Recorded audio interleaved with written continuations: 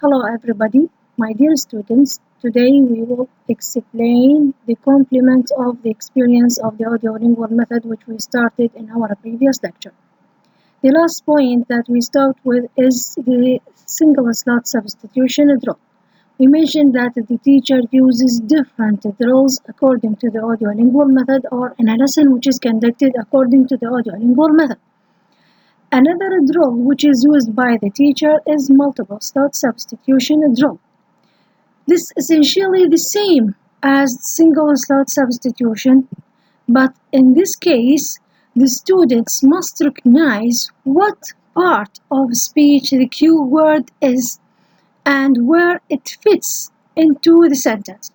The students still listen only to one cue from the teacher, then they must make a decision concerning where the cue word or phrase belongs in a sentence, also supplied by the teacher.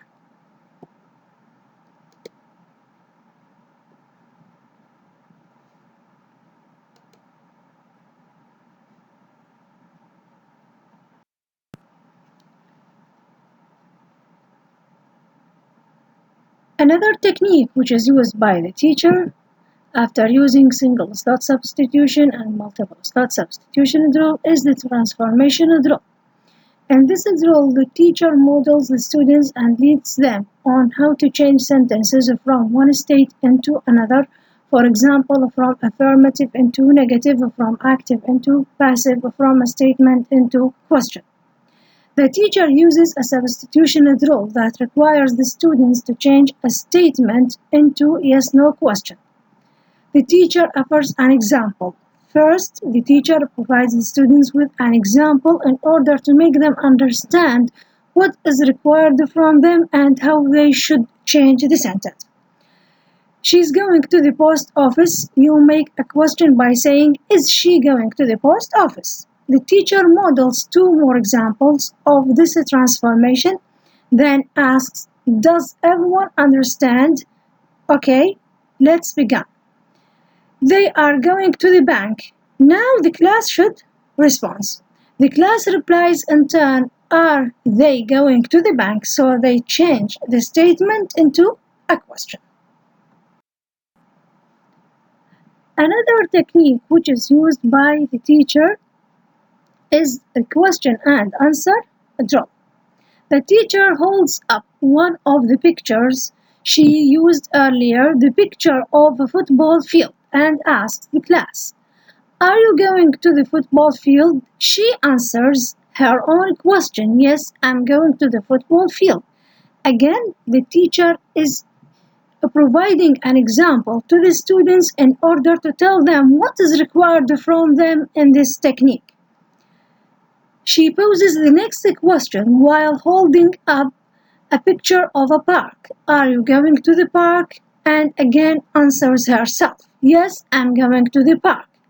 She holds up a third picture, the one of a library. She poses a question to the class, are you going to the library? They respond together, yes, I'm going to the library. The teacher says, very good, as a kind of indication that the answer is correct. And in this case, she indicates that they have done what is required from them. For the final few minutes of the class, the teacher returns to the dialogue, with which she begins the lesson. She repeats it once, then has the half of the class to her left do Bill's lines, and the half of the class to her right do Shelley's lines. This time, there is no hesitation at all because the students have practiced the dialogue many times. They have repeated the dialogue many times after the teacher. They have mastered it. So in this case, the teacher makes sure that the students have understood the dialogue and learned it. Then the students move through the lines of the dialogue and the teacher says, very good.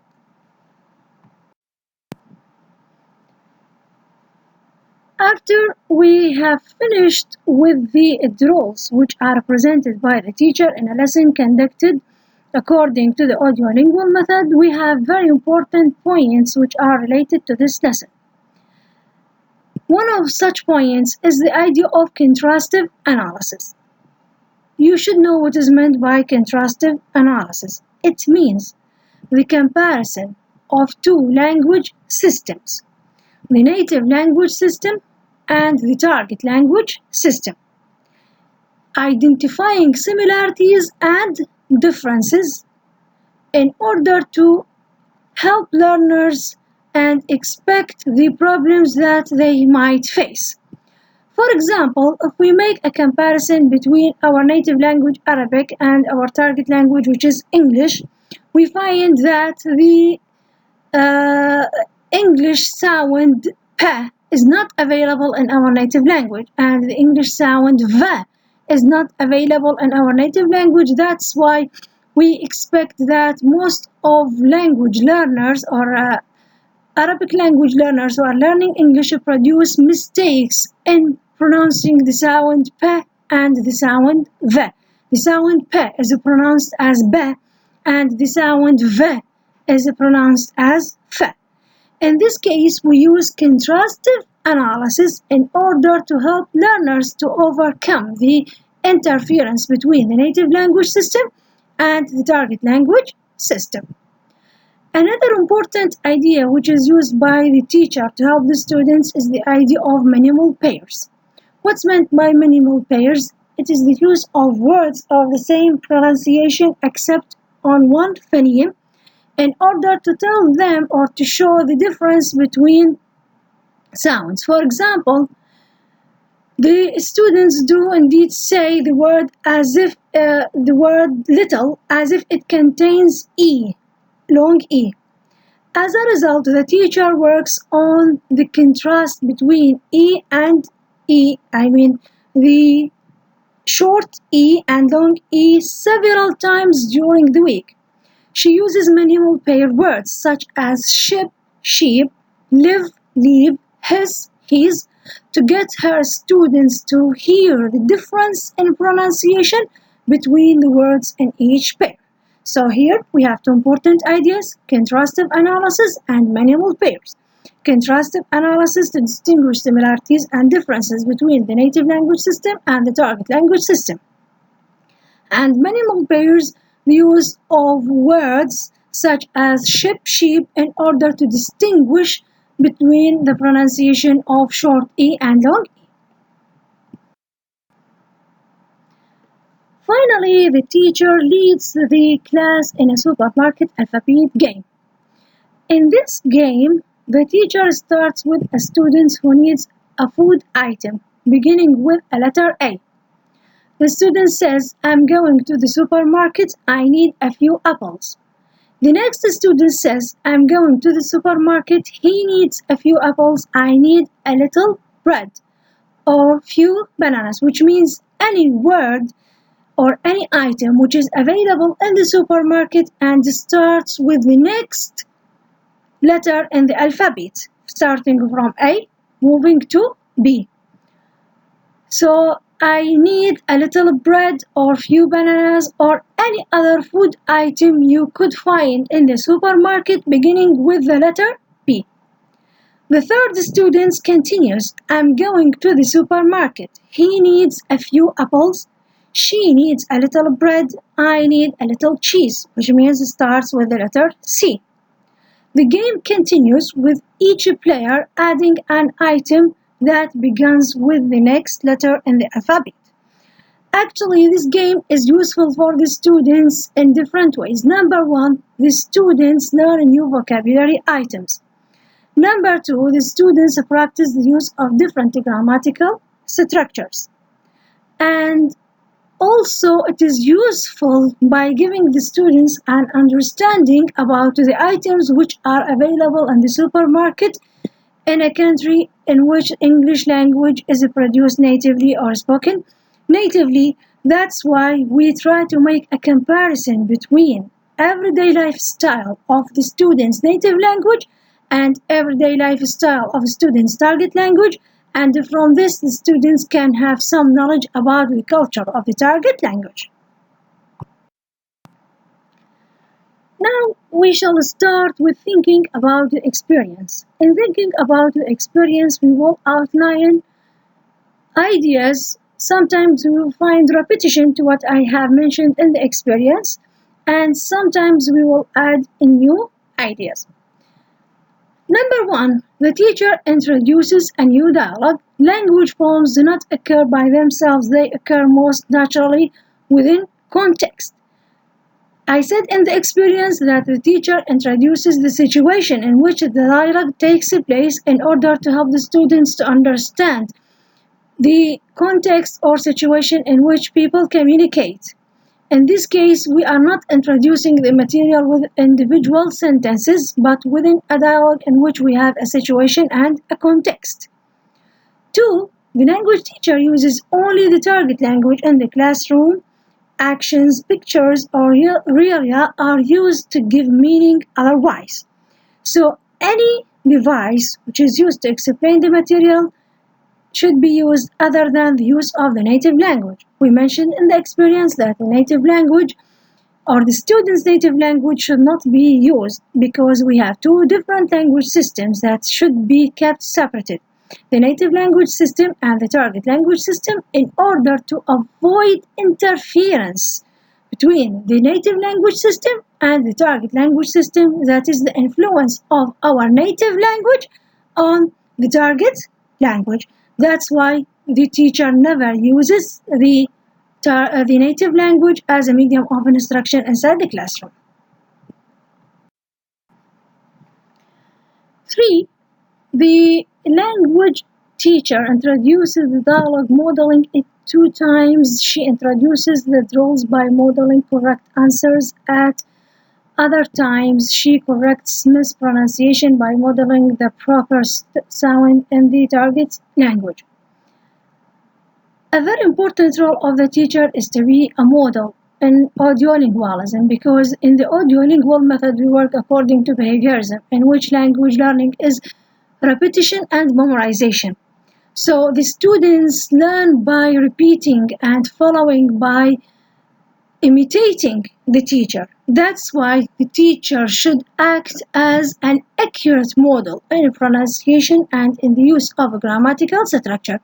That is one of the language teacher's major roles, is that of a model of the target language, that the teacher models the students in accurate pronunciation and accurate use of grammatical structures or correct use of grammatical structures. 4. The students repeat each line of the new dialogue several times. I talked about repetition previously. I mentioned that it is important in audiolingualism because we work according to behaviorism as a theory of learning, in which language is habit formation and in which language is imitation of or repetition and imitation. Language learning is a process of habit formation. The more often something is repeated, the stronger the habit and the greater the learning. So the more we repeat, the more we develop our language habits. That's why we have repetition.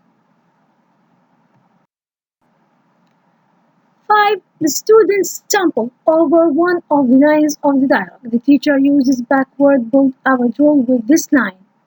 It is important to prevent learners from making errors. Errors lead to formation of habits. When errors do occur, they should immediately be corrected by the teacher.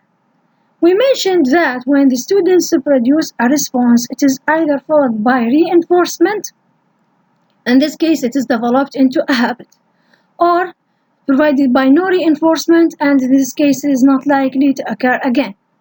So when the teacher finds that the students are producing something incorrect, she or he, the teacher, should indicate immediately that something is wrong and it should be, it should be indicated or produced in a correct way in order to give them an understanding about what is the correct way of producing the lines.